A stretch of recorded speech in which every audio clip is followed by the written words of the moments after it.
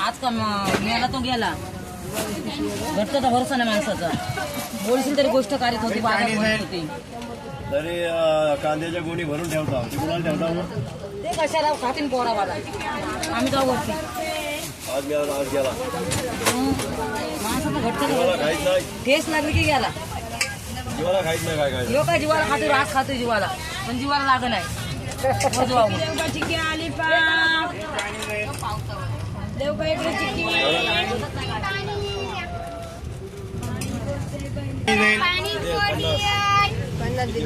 कुठं